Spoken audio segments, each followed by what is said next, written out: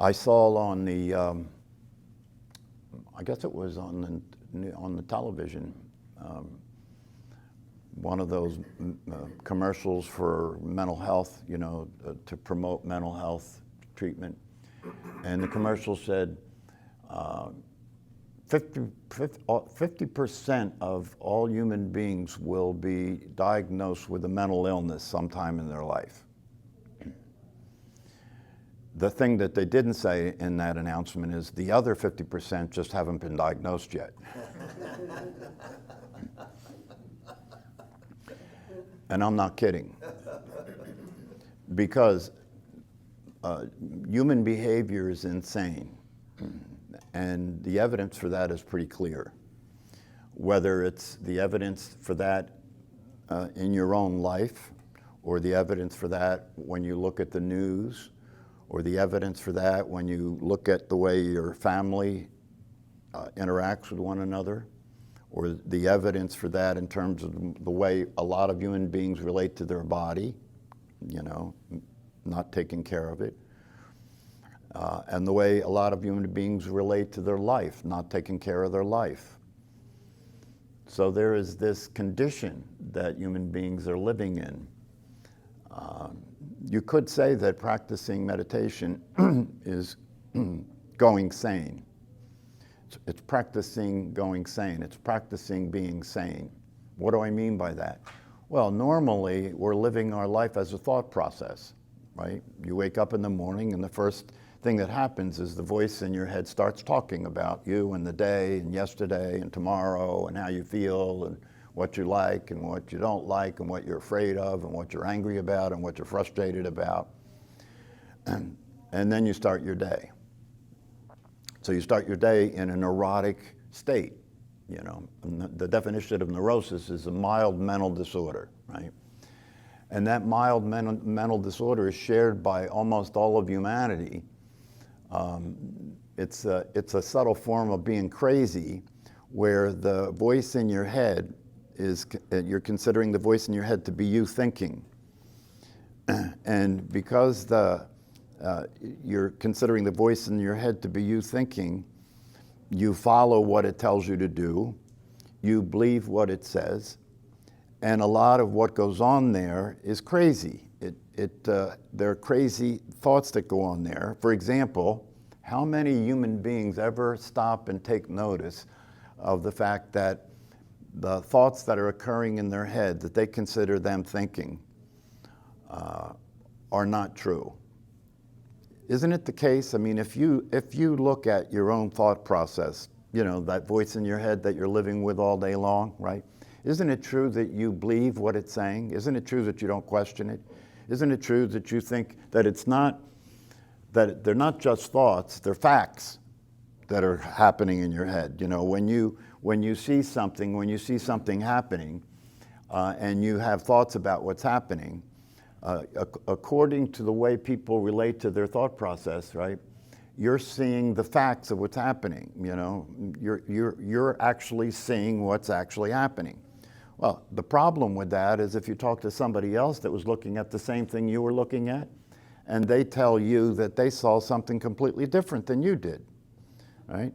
So how can it be true that the thoughts that are occurring in your mind are facts if the facts that are occurring in your mind are different from the facts that are occurring in the person's next to you mind, and that's different from the person's facts occurring to the other person? Everybody in this room has a voice in their head that's saying something different right now, and everybody believes that what that voice is saying is the truth, right? And that creates the conflict between human beings, right? Because everybody's right. Everybody's right. So this is called a neurotic process, a neurotic thought process. And we never stop to look at it and understand what's going on in our interior world. We all operate as if we do know who we are and we do know what's going on.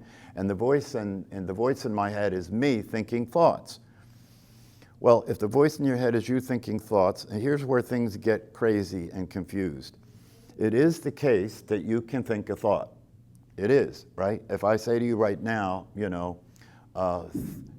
think about a sunny day. Do that. You can actually do it, can't you? You can actually create the thought, it's a sunny day, right? You can even create images. If I say to you, create the image of a flower, you can actually cause that image to occur in your awareness, okay?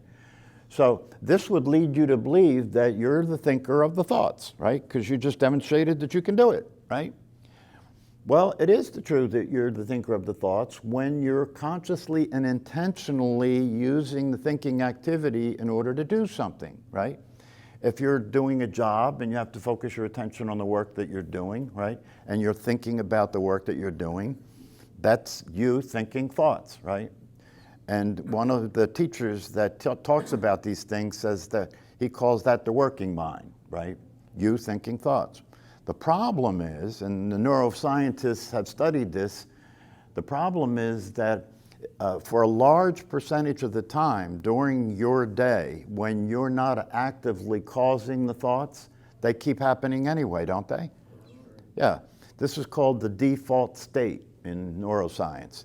And the default state is occurring, the research they did, they said, depends on the person, but they said the default state is occurring for most people at least 40% of their waking hours. And probably a lot more than that for people who aren't busy, using their mind to do something, right? And so when the default state is running, that's when the thinking activity stops being friendly. That's when the thinking activity becomes fear-based and worrisome, right? That when you don't have anything to focus your attention on, this voice in your head keeps running and it keeps talking about life, it keeps talking about what's wrong, it keeps talking about what's wrong with you, it keeps talking about what's wrong with your family, with your spouse, with your body, with your income, with the world, with the president, right? All day long this is running. When you're driving your car, it's talking about the ignorant people in front of you that won't go faster, right? When you look out the window in the morning and you see that the weather is not what you want it to be, it comments on how terrible the weather is. So this voice in your head becomes this judgment machine, this judging and evaluation machine. If you walk into a supermarket or a public place and you really pay close attention to this voice in your head, most of us really don't do this, but if you really pay close attention to this voice in your head when you walk into a public place and you start looking around, you'll see you'll see the way it's commenting on everything that comes before you, right? Oh, that person's ugly, that person's fat, that person's beautiful, that person's moving too slow in front of me, And it's really cruel. The voice in your head is really cruel about things like that, right? And the worst part about it is that it doesn't spare you either, right? It produces thoughts about you. You're stupid, you're not good enough, you're lazy, you're not attractive, on and on and on, right? So we're suffering, we're being tormented by the voice in our head, and we're confused because we believe that the voice is us because we know that we can produce thoughts, right? I know I can make a thought if I want to make a thought, right?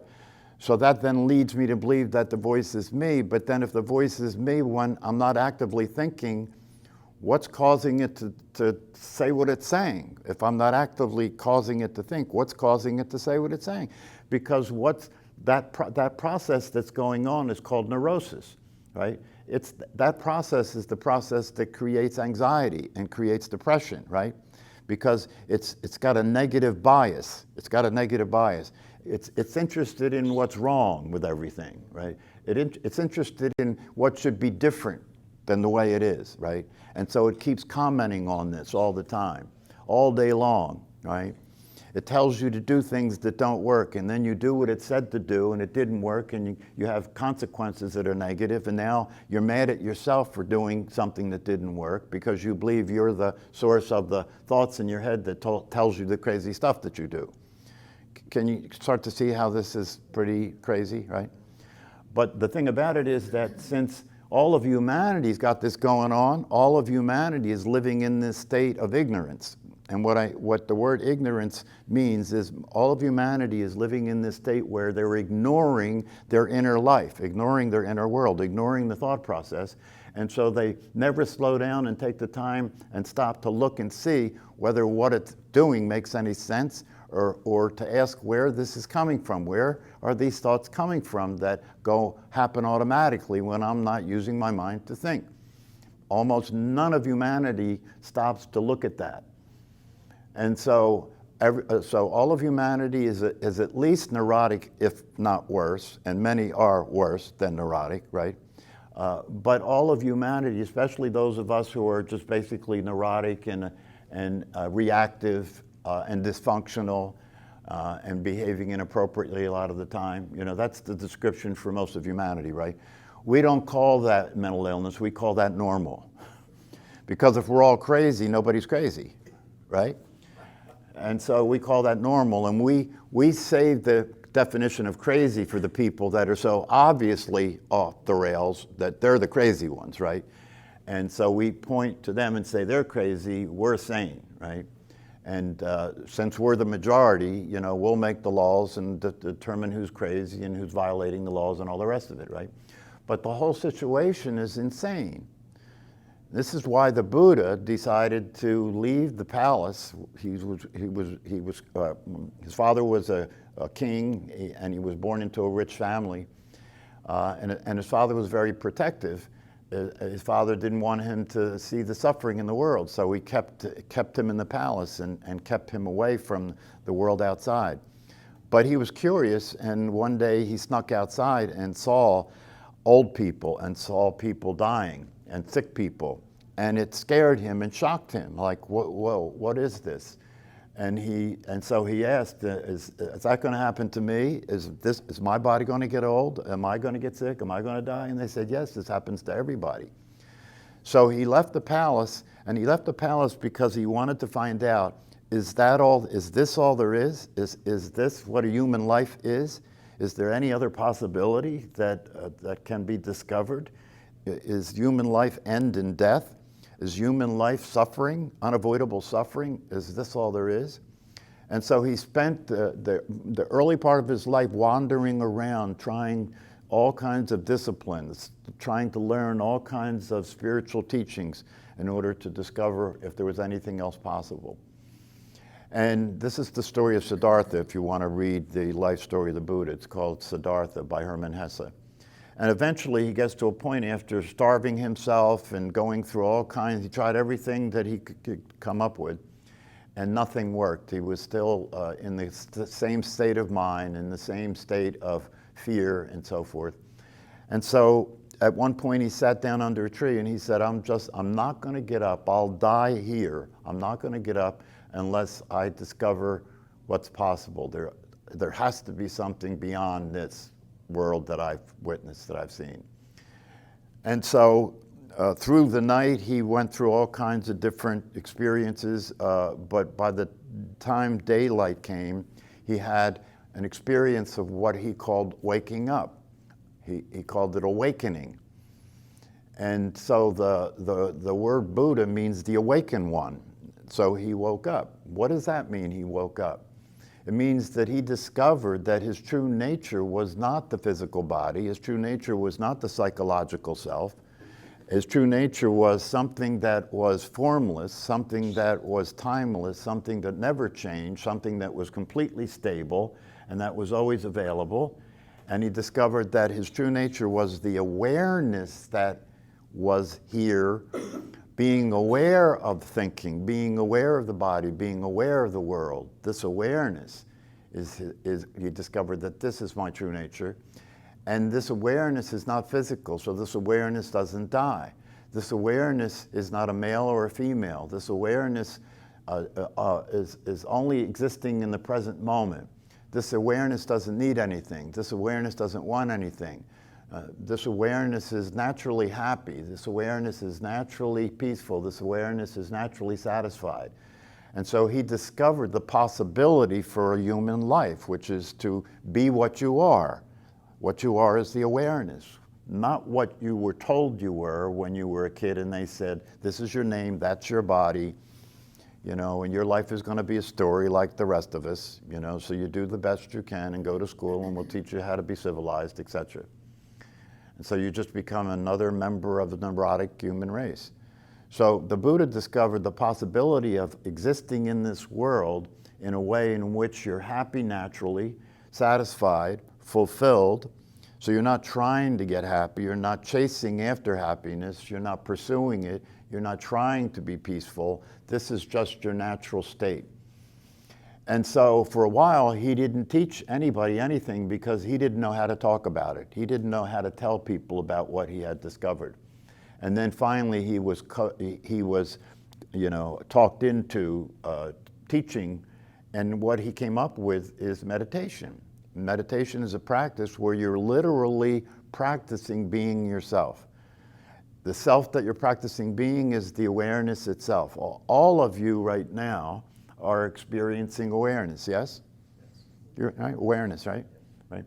But even though you're experiencing awareness, you, like the most of humanity, until you heard this teaching or until you did these practices, it didn't occur to you that that's what you are.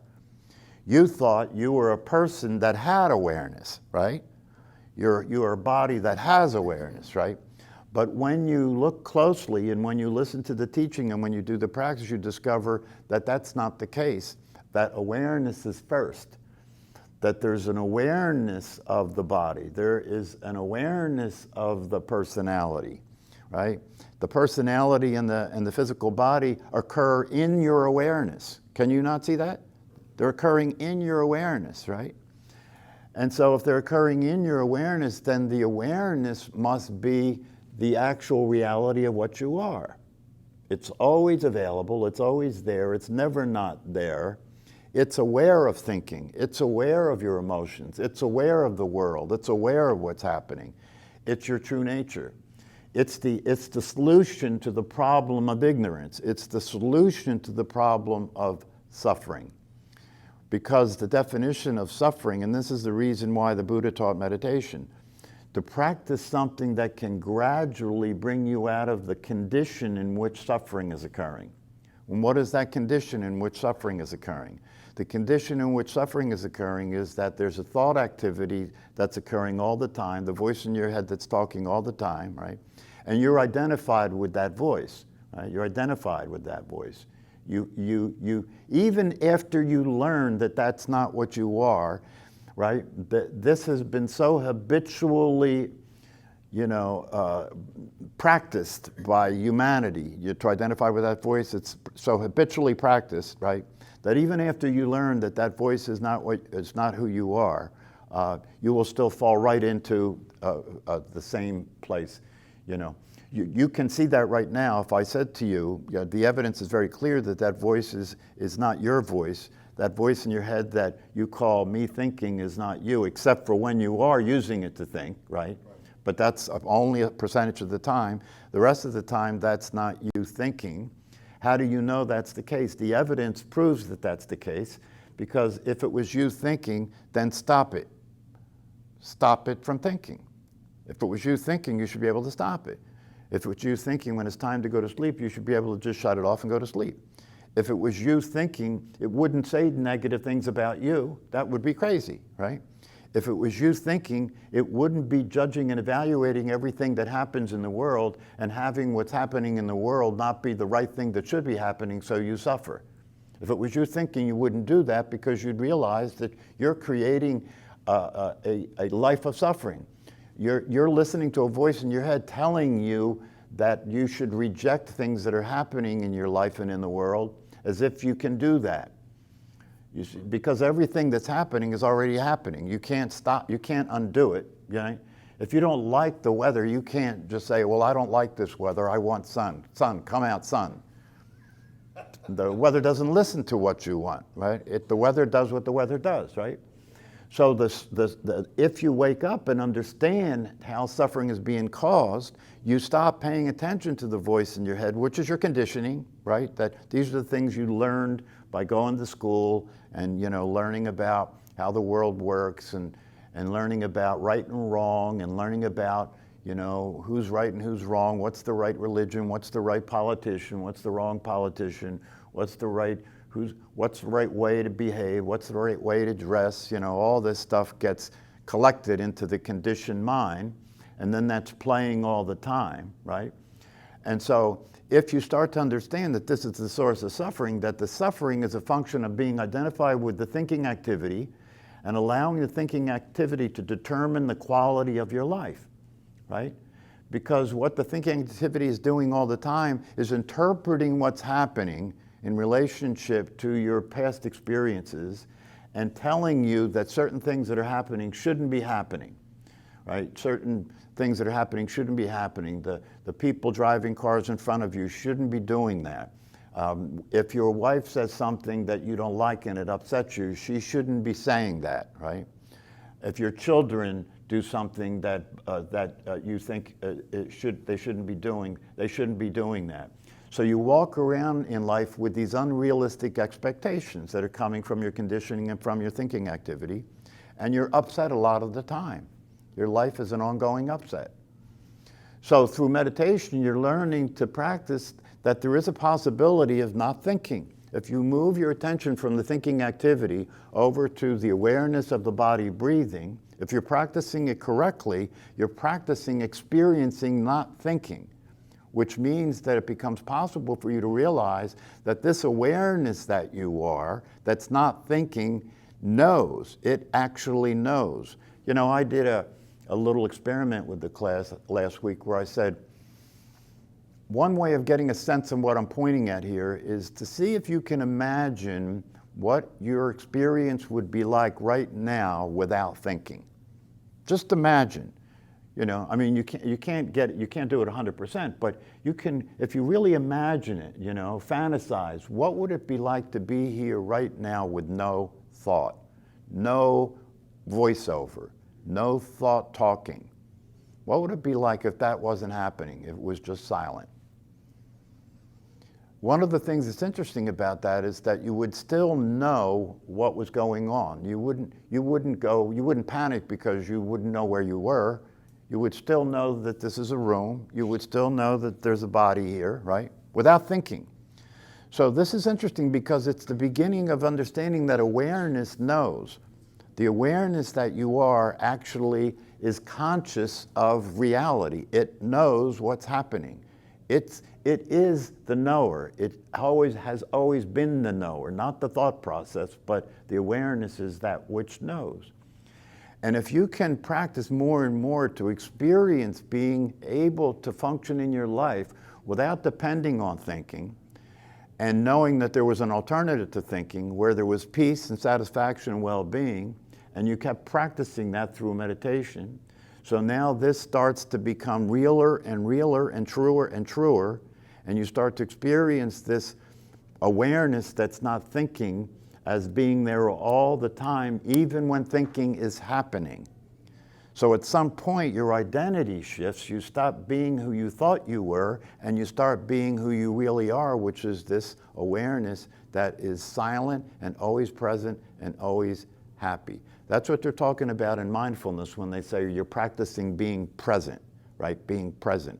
Well, what being present is the awareness is present. The awareness is alive. The awareness is real. The awareness is really here. The thought process occurring in your mind is not alive. Your personality is not alive. The personality is a thought process. The personality is who you think you are. It's your self-concept, right? It's your self-image. It's your understanding of who you are, right? But you learned that. If you got a serious head injury and you lost your memory, you wouldn't know who you were anymore. Well, that proves that you learned who you are and you remember who you are, and you depend on thinking to keep that memory alive. So you see, you don't have to think anymore that I'm the thinker of my thoughts. You don't have to think that anymore, because that becomes an assumed reality because you practice it long enough. When you got language, you practiced it long enough that you're the one thinking those thoughts. That's built into our culture, right? People ask you, what do you think, right? Or you should think about this, right? So thinking is a sacred thing in our society, as if it is the way you're going to function in the world is to think. You're going to think about what you're going to do. You're going to think about what you like, right? So this world of thought is the world that you identify yourself with. When you understand that this is causing you a lot of suffering and that there's an alternative, and the alternative is simply being aware, and you practice meditation, over time, because of the practice, you start to identify more with your awareness than with the thought process. And when that happens, you start to experience a different life. It changes the way you see things, because instead of interpreting everything through your thought process, and instead of thinking that your thoughts are always the truth, now you have an alternative, and from that alternative awareness, you can now see which thoughts are not realistic, because this awareness is actually seeing things as they are. And when it is aware of the thinking process and sees that the thinking process is not consistent with what you're aware of, right, then you understand that there is a problem. The thought process is inaccurate. It's not accurate. It's not stable. It's not realistic. And that's why when you believe in it and you listen to it and you identify with it, your life doesn't work. You suffer, right? Because it is a distortion. It's a delusion that's occurring. And the bottom line is it creates the condition, the mental condition of neurosis. And it can get a lot worse than neurosis, because the suffering that comes from being identified with the thinking activity can be so uncomfortable that you begin to seek relief from that. And what does that mean? It means now you use substances, or you find something to distract yourself from the thinking activity, right? So you don't have to suffer. But now you're addicted to something that you're dependent on to be able to get any relief from the thought process. So it only makes it worse. So now we have 50% of the people in the world will be diagnosed with a mental illness. The other 50% are undiagnosed, but they have a mental illness, right? And all of the 99.9% of humanity is addicted. Every human being is addicted. And they're addicted to something that they're not aware of being addicted to. And what that is, they're addicted to thinking. They're addicted to thinking.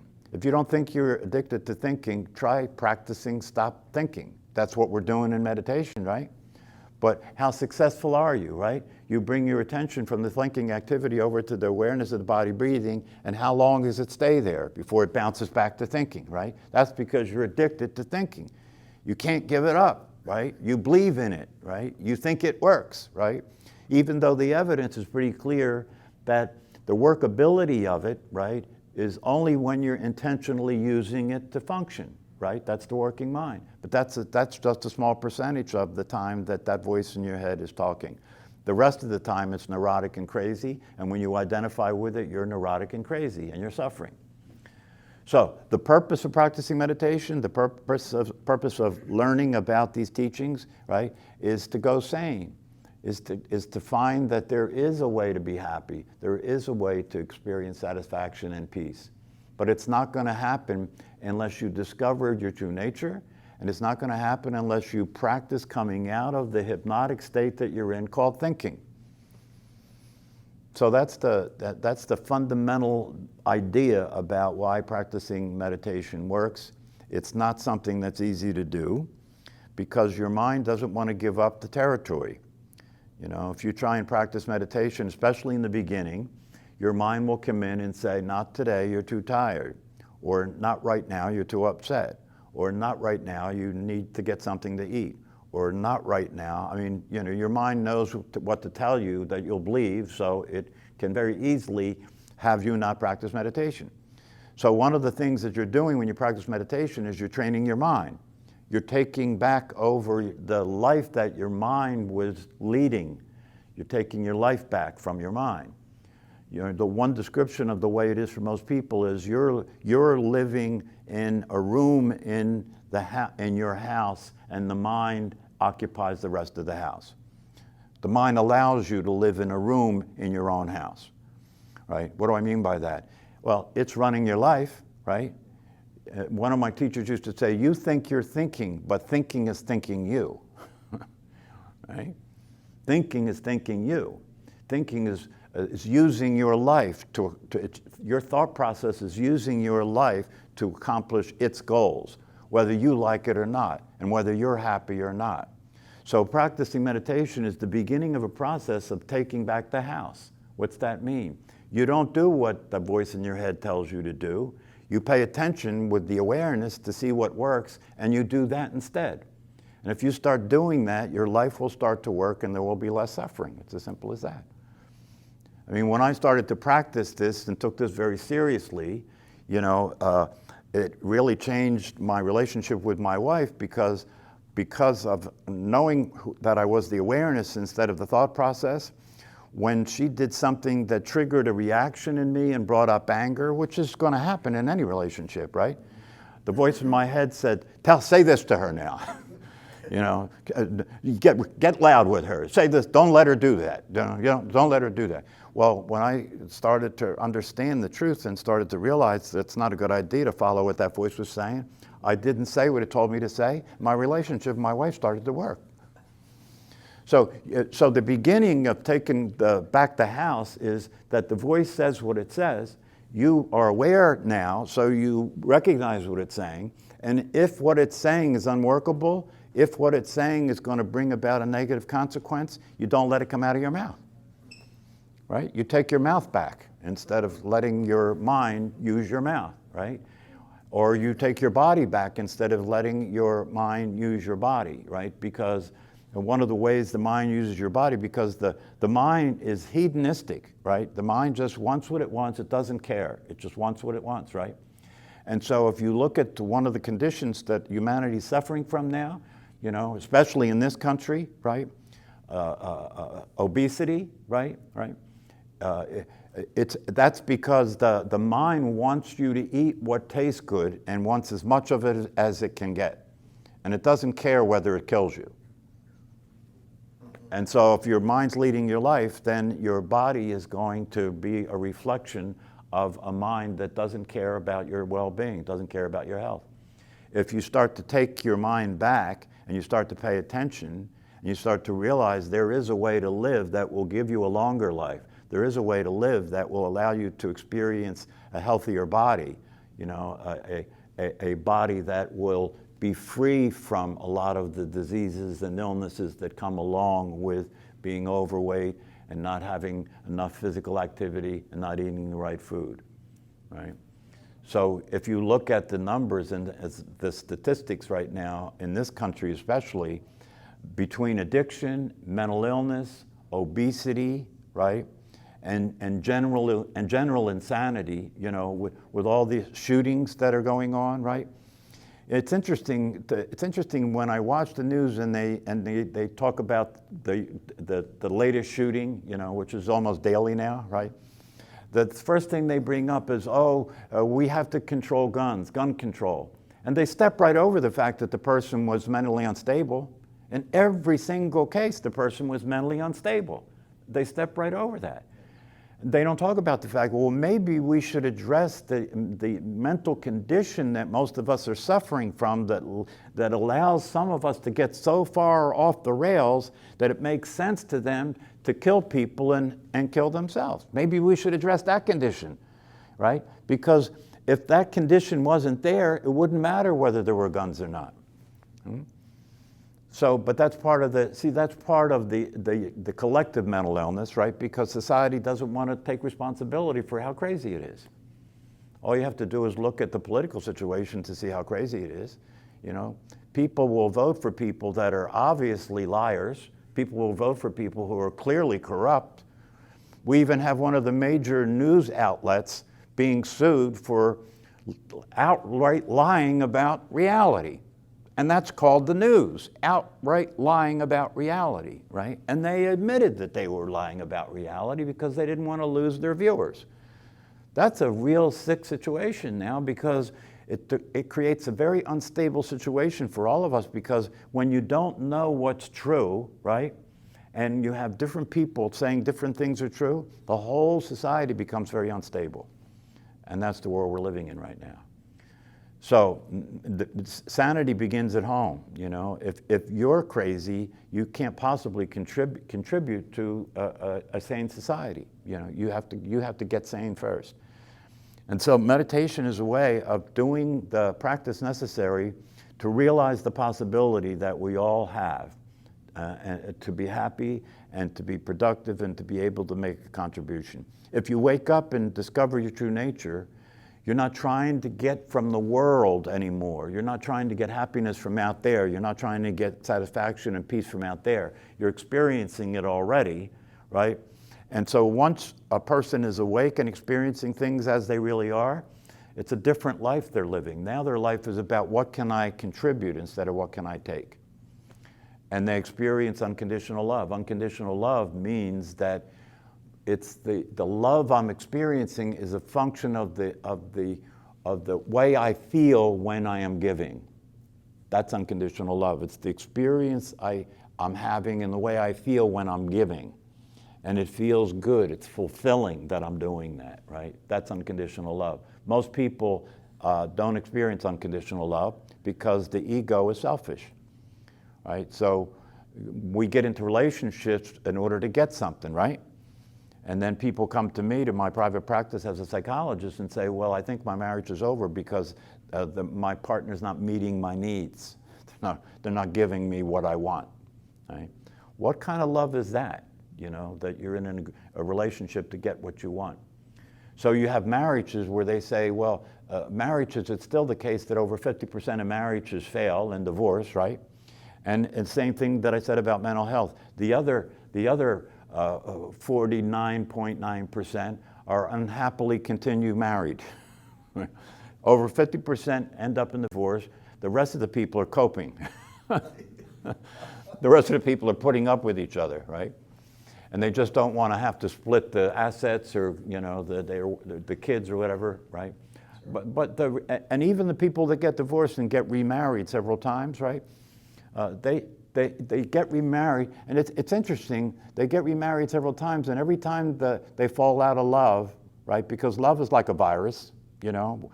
When you're in love, you can't think straight, you know. When you're in love and you go out to dinner with the person and you sit down at the table to eat, and they reach over and want to taste your meal, and you say, oh, isn't that sweet? Oh, I just think they're so cute the way they do that. They want to share the food, right? And then you're married, and after a couple of years of being married, you go out to the restaurant, and they do that, and say, hey, that's your meal, this is my meal, right? That's what happens after the virus passes, right? And you start thinking, what the hell was I thinking when I married this person, right? And that's guaranteed to happen, by the way. That's guaranteed to happen because love is a virus. And people don't know how to unconditionally love each other. So after the virus wears off, they're just coping. They're just tolerating the situation, right? They resign, you know, they just resign. And they say, well, I'll go bowling, you know, you watch TV, we'll start drinking beer and wine, and, you know, that's how we'll live the rest of our lives and just see if we can avoid disaster.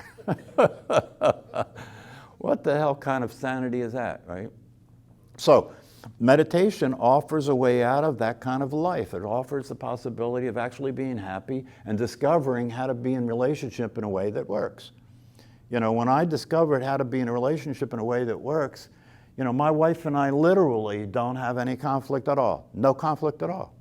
No conflict at all. She, you know, because there's nothing that can happen in the relationship that I am not willing to have happen, and I don't have it be evidence that anything's wrong, right? But that's not the way most people think, especially in a marriage, right? And it's interesting because the way we relate to the people we're closest to, now watch, this is the epitome of insanity. The way we relate to the people we're closest to is we feel we have a license to mistreat them, but we wouldn't do that to people in public. But somebody that we're living with, that we're close to, that we're sharing our life with, we'll act like an asshole with them and blame them for things and scream at them. You wouldn't do that in a public place because people in the public wouldn't put up with that shit. But your family's supposed to put up with that, right? Something's wrong with that. Something's wrong with that. So these are the kinds of things that start to become evident when you start to wake up and see things as they are and realize you don't have to live that life. You can live a sane life. It is a real possibility. But in order to do that, you're going to have to come out of this condition that exists when you're identified and dependent on the thought activity. That's the bottom line.